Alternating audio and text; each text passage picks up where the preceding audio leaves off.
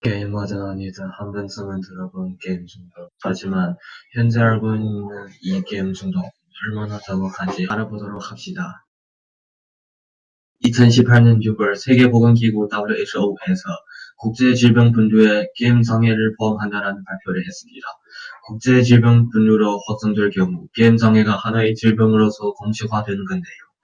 WHO의 입장을 보면 이들이 말하는 게임 장애는 행동장애의 하위 목록으로 지속적이고 반복적인 게임을 하는 행동 패턴이 특징이며 게임에 대한 통제불능, 일상생활 중 1순위가 게임인 경우 부작용이 있음에도 불구하고 증상이 더 심해지는 것이라고 말하는데요.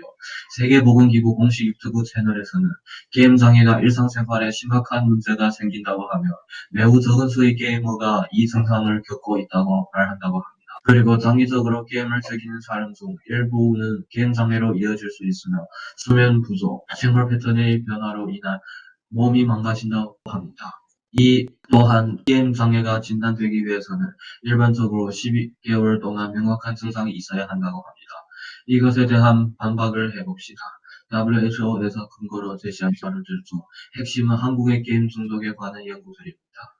이 연구는 청소년들의 게임 행위에 대한 연구이고 표본으로 사용한 대상은 청소년 한정이라는 것입니다. 20대 중후반 이상의 성인을 대상으로 게임 중독에 관한 연구가 전혀 없다는 것이죠. 청소년들은 사춘기 때의 호르몬의 변화로 소위 중2병의 시절을 보내게 되는데 이 또한 연구 대상이었기에 설문을 통한 결과는 아주 이상할 수밖에 없죠. 한국에서 게임 행동 종합 진단 속도라는 설문지가 있습니다. 이것을 통해 게임 과몰입, 즉 얼마나 게임 장애를 가진 사람들이 얼마만큼 있는지의 수치를 측정합니다. 하지만 이 설문지의 맹점은 게임이라는 단어 대신 담배, 술, 마약 등 집어넣어도 이상하지 않다는 것입니다. WHO에서의 그들의 연구는 어떤 원리로 게임 장애가 발생하는지 설명도 없었고 극히 일부의 게이머들한테서 나오는 행동 패턴들을 가지고 대다수 게이머들도 게임 장애로 만들어버리는 불합리한 자료에 근거한다는 점입니다. 그리고 게임 장애를 반대하는 26인 학자들의 공개 토론문이라는 문서에서 이들은 WHO의 연구에 대해 연구의 질이 낮고 약물이나 도박 중독 기준을 의존하고 있으며 게임 장애 증상에 대한 평가의 합의가 없었다라며 반박을 했습니다. 530GP 사건 제22 보병사단 총기 난사 사건, 강서구 PC방 살인 사건, 이 모든 사건의 원인을 게임으로 들렸습니다. 모든 게 게임 탓이랍니다. 뉴스에서 폭력, 살인 등 사건에 특정 게임을 한 적이 있다라는 말 한마디 섞어버리고 대놓고 언론은 게임이 범죄자를 만든다는 것처럼 만들어버립니다. 원이 오판의 오류인 것이죠. 이는 살인범들은 조사했더니 평소에 운동을 자주 한다라는 결과가 나오면 운동을 살인범으로 만든다라는 소리랑 같습니다. 1993년에 미국에서 FPS 게임 둠이 출시된 후 학교 총기 사건이 발생할 때마다 원인은 총이 아닌 게임을 지목하여 남 탓만 했습니다. 그런데 하버드대에서 둠 같은 게임들이 폭력성을 해소시켜 살인사건이 줄었다라는 연구 결과를 내놓기도 했습니다. 하지만 총기 문제를 해결하기엔 너무 힘들고 귀찮으니 차라리 게임을 원인으로 돌리면 편하여 그들은 무시해버립니다. 다시 돌아와서 이번 강서구 PC방 살인사건 국정감사에서 국회의원 윤종필님은 여성가족부에서 매년 청소년 과몰입 조사를 하는데 위험군이 20만 명에 달한다. 또한 인터넷 스마트폰 과의존 해소 사업을 하는데 가장 위험한 것은 게임이다 라고 말했는데요. 문제는 이것입니다. 인터넷 및 스마트폰 과몰입이라는 청소년 20만 명과 중독 중 가장 위험한 것이 게임 중독이라는 그 맥락만 따라보면 둘 다 맞는 말일 수도 있습니다. 하지만 이 두 개를 조합하여 게임 중독 청소년이 20만 명이나 되는 걸로 결과가 나오는 게 말이 안 됩니다. 그리고 증거 사진으로 내민 것이 게임할 때의 뇌와 마약할 때의 뇌 상태의 사진을 놔두었는데 웃기겐 또 15년 전 일본에서 책을 팔아먹기 위해 만든 게임 뇌 이론에서 들고 온 것입니다. 이게 얼마나 바보 같은가 보면 일본에서 매년 마법책 대상이라는 걸 하는데 이 책이 무려 2등 했습니다.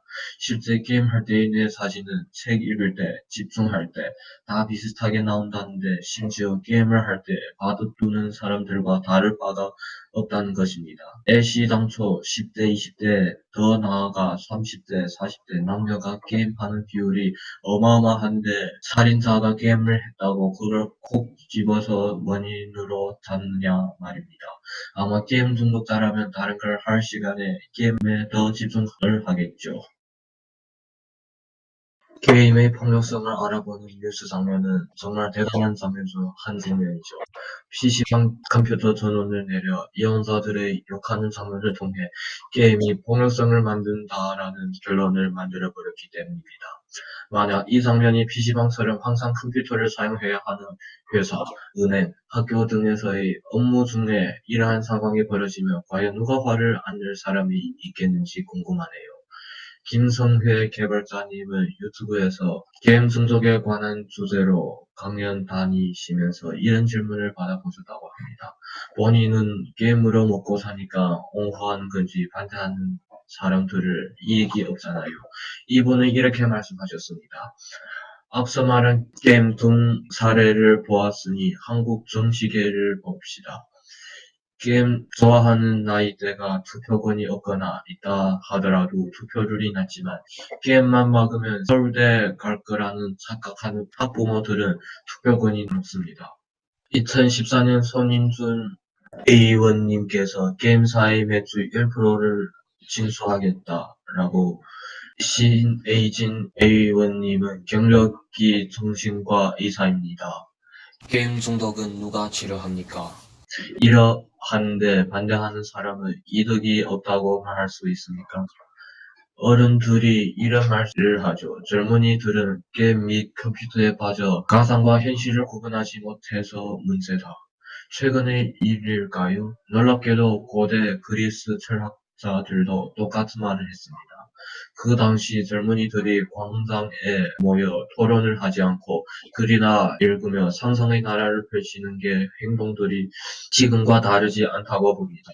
역사적으로 TV와 비디오가 나왔을 때 마법 상자가 애들을 망친다, 만화가 애들을 망친다 등등 한국의 게임이 들어오기 전 무시당한 대중문화 중 하나인데 지금은 예전과 다르게 누구나 TV를 보고 만화 또한 웹툰 시장에 크게 성장했습니다. 이상하군요. 망해서 없어져야 할 문화들이 여전히 남아있는 걸 보니 정말 그것들이 그들을 망쳤는지 의문이 되는군요. 정말 게임도 그 예전 TV와 만화처럼 우리의 일상을 심각하게 망치는지 의문만 듭니다. 일상생활을 포기하며 게임에 몰입하는 건 분명 나쁜 것 사실입니다. 하지만 그 원인을 제대로 찾지 않으면서 무조건 게임 때문이라는 편견을 없애야 합니다.